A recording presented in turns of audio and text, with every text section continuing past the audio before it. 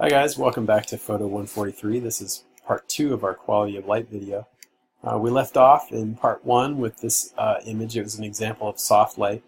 So it's soft by virtue of the fact that it's indirect light and also that it's being diffused by the drapes here on this side. It's being further softened by some indirect light that's bouncing, so this window light bouncing off of a reflector here. So it's soft light everywhere. So even though it's coming from the side, which normally would give us, it would heighten the texture, we were using very, very soft light, and it helps that her skin is naturally smooth. So what we get is something that has some shape and dimension to it, but we haven't really given ourselves any problems with the texture in this. This was also shot on color negative film, medium format. So it has, you're getting some of that analog feel and those old medium format lenses that are contributing to the way this image looks. Let's look at another example of soft light. This was shot in Rochester, New York a few years ago. This was shot digitally, and this is very, very soft light. You can see way in the distance behind these clouds, the sun is kind of hiding back there, but up here when we look around in the snow, there are some shadows, but they're so soft and undefined that it's really almost hard to tell where they end and where they begin. So if we look around, there's just barely any to give us some idea of the shape of the snow here. This is very, very soft light. Totally different than our early examples of really hard light. This is kind of going the opposite direction. And I think the only way this photo could work at all is composition, where we've placed these shapes here in the image, and also the colors. It's more about the soft color palette. This image here, now we've kind of gone the complete opposite direction. We still have, they're both being backlit. So here it's backlit by a very, very soft light source. Here it's by the sun with nothing to soften it at all, really. So it's making for a very high contrast image. We've got these beautiful highlights on the water that makes it kind of sparkle.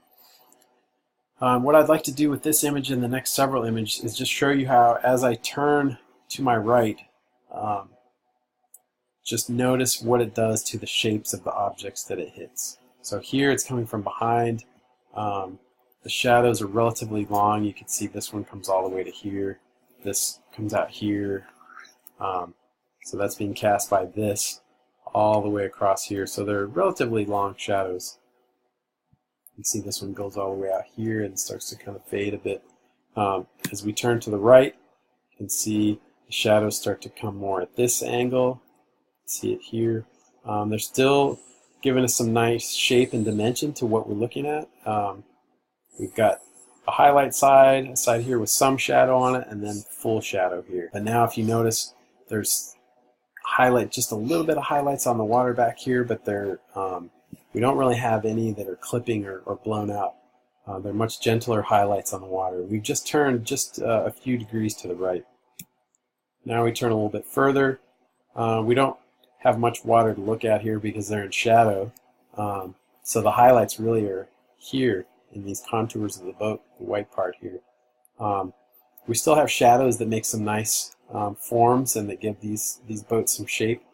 If we had shot this under very overcast, flat light, I don't think this would be very interesting to look at all, whereas with the shadows in here now, it's got some shape to it.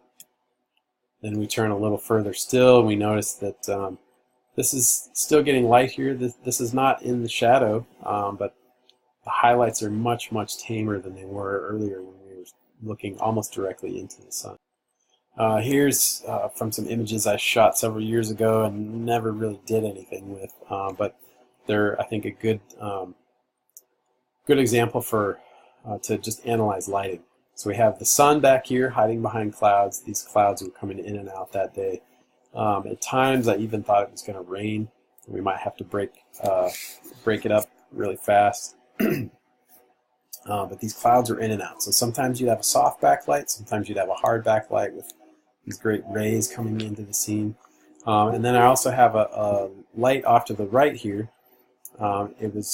I had a beauty dish on it, so it's pretty punchy light, but it's a little bit more gentle than your average just bare bulb hard light kind of a look.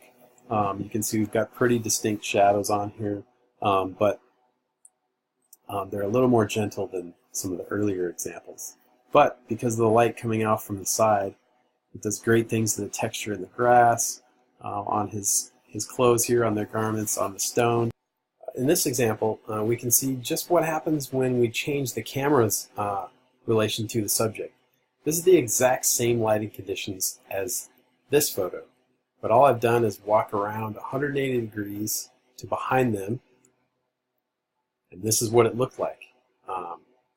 It almost doesn't seem believable that that's the case, and even I was stunned when I walked around to the other side. I was just curious how different it might look, and this is what I got. But when you break it down, it really does make sense. We still have this light off to the side here, that beauty dish that's hitting them here. It's given some great definition in their garments, but here they're being lit basically straight in from the front by what in the previous shot was the backlight. Now it's coming in from the front, and you can see it has kind of a flatter look on them. It almost makes it look like this is just a backdrop in a studio, whereas this feels there's much more depth to it. So when you see something that interests you, if possible, walk around it from all sides. Look at it from 360 degrees all the way around and see how much different that same object under those same lighting conditions can look. In this example here, this shot on medium format color negative film. I had some ambient light in this. This was in a house. It's around 11 o'clock in the morning. So I had a little bit out the windows, but I wanted it to kind of stay dark in the background. So with my lights that I brought with me here, I relied more on the power coming out of these lights. I went with a shutter speed that was fast enough to basically darken the ambient light, but I had enough coming from the strobes that it gave me the aperture that I wanted.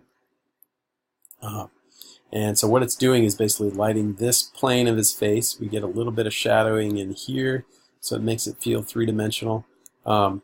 Here on this side, basically directly opposite that light, is another reflector that's bouncing some light in here, and it's picking up highlights on the water on his face.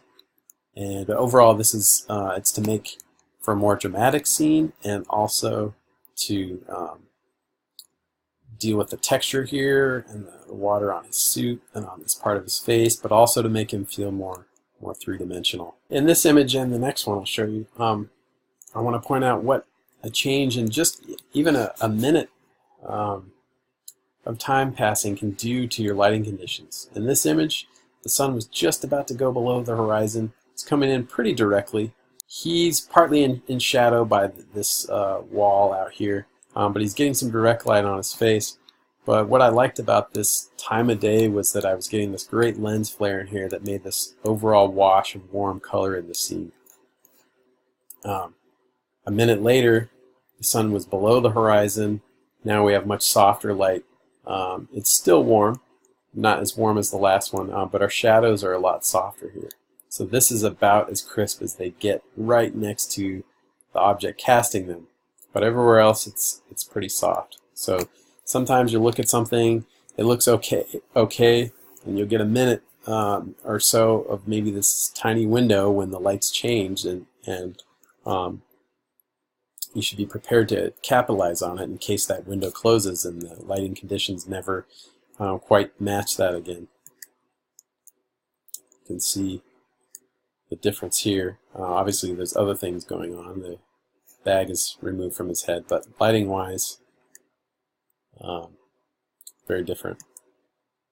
And this one, again, late afternoon, warm light, kind of like the last one. This is these last few have been scans of color negative film from medium format. But this, there's some really thin high clouds that have softened the sunlight, so even though it's bright, it's soft, so the shadows are really not very distinct. It's softer, and we overall have a warm color palette, not just from the light, but all of the things in here are basically shades of browns and oranges, except for this blue stripe. In this one, again, we have late afternoon light, not as warm as the last few examples. There's a little bit more neutral tone to it. The sunlight, here there's some clouds, but there weren't any in front of the sun, so it was much more crisp.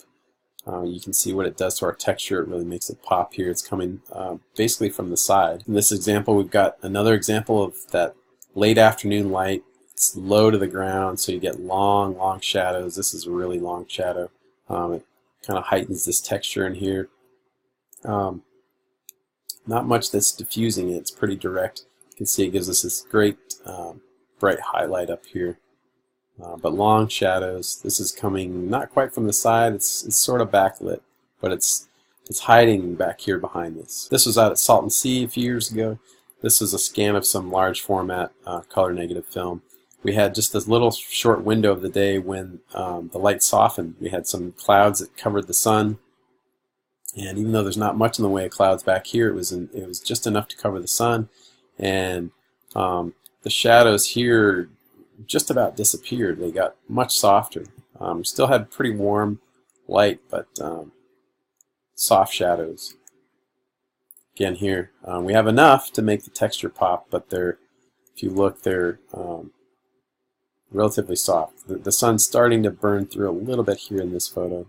And in this one, which was earlier that morning, this was shot on my digital camera, we're basically backlit. The sun is not quite as high. It was getting there, but it wasn't quite as high.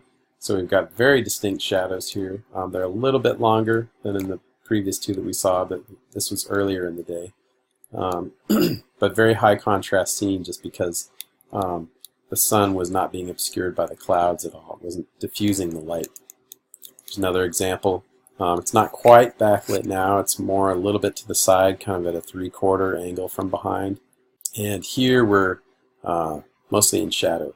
So if you look in here, in the shade, in the shadow, it's soft. Out here, it's punchy and crisp.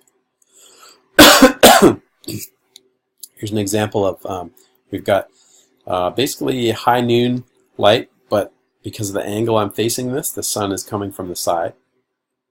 So it's giving this some good depth and dimension to it. Here I had shifted, I'd kind of moved to my right and looked a little to my left, so I kind of rotated around. Now it's basically being lit from the front. It feels, we still have some good shadows because of the height of these objects, but it's a bit flatter. In this example, even flatter still, it's being lit directly from the front. The sun is essentially behind me. I had to take care to frame out my shadow. But what it's doing is it's kind of flattened the space, so we don't get that sense of depth to it so much anymore. Nice saturated colors, but again, less depth than we would have here, where we get a better sense of space and distance because of the shadowing in it. And that about wraps it up. I hope you've enjoyed taking this trip through some of these images and looking at the different kinds of light that they have in them. I definitely encourage you, next time you watch a movie or a TV show, pay very close attention to the light. What direction is it coming from, and what quality does it have? Is it hard or soft, indirect, direct? And once you start to notice those things, you'll never be able to not notice them. I'll see you next time.